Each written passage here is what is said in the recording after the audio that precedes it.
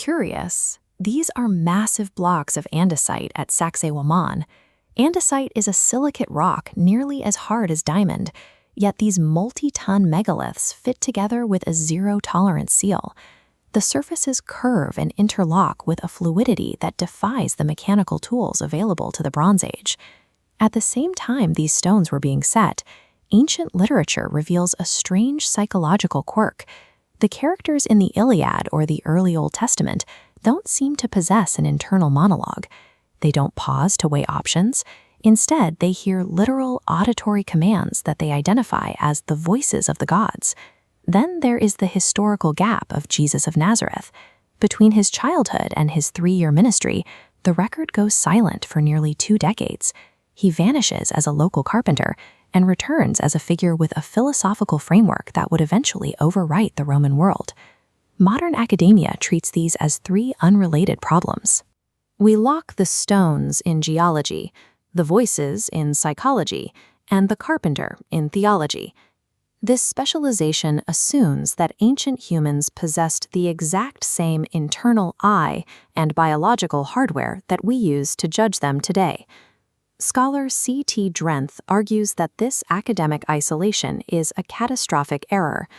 He proposes a unifying framework called the Drenthian triad, suggesting these are not separate mysteries, but symptoms of a single planetary and biological metamorphosis. In this view, history is a sequence of radical neurobiological software updates. To understand the megaliths or the Messiah, we have to look at the evolution of the human operating system itself.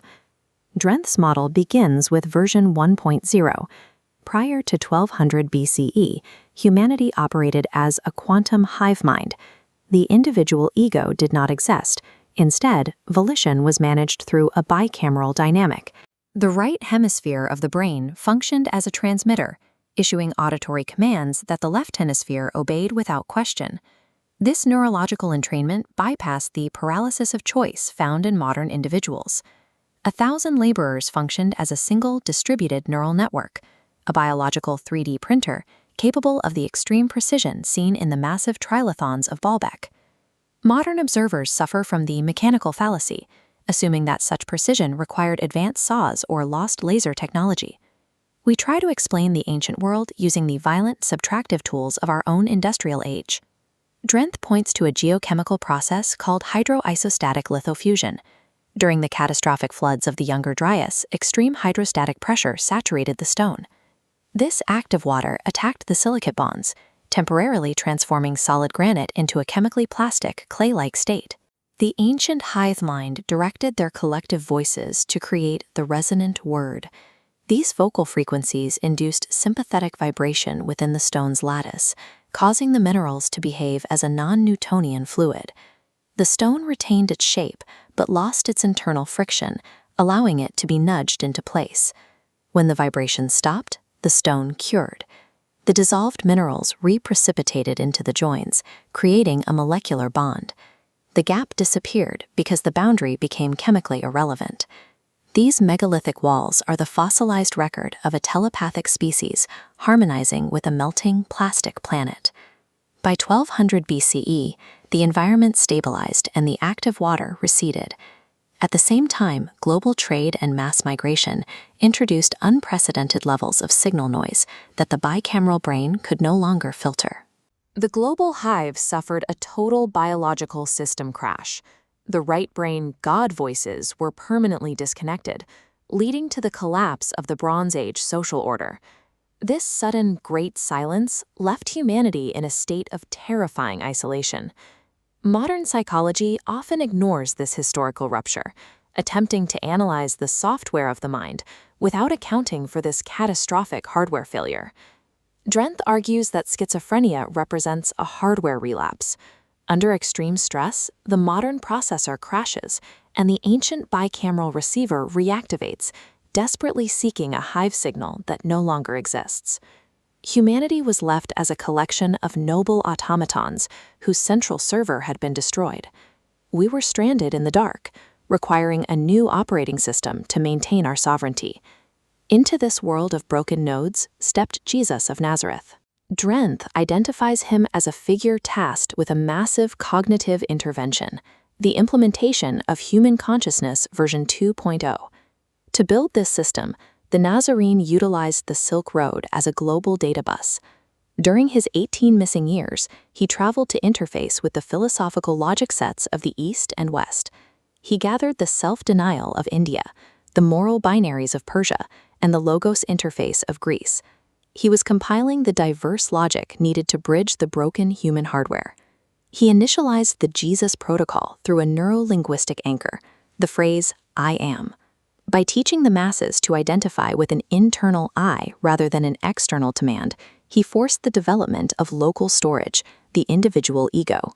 The crucifixion served as the ultimate live stress test for this new software, while the resurrection functioned as a successful cloud recovery event, proving the protocol could survive the total shutdown of the biological hardware. This terminal event made the new operating system open source.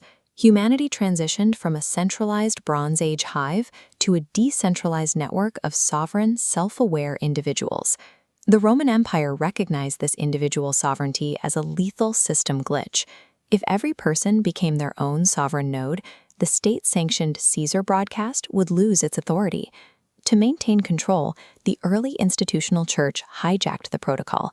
They buried the direct neuro-linguistic methods, the 2% red letters of Jesus, under a massive landfill of administrative doctrine from men who never sat at the Nazarene's table.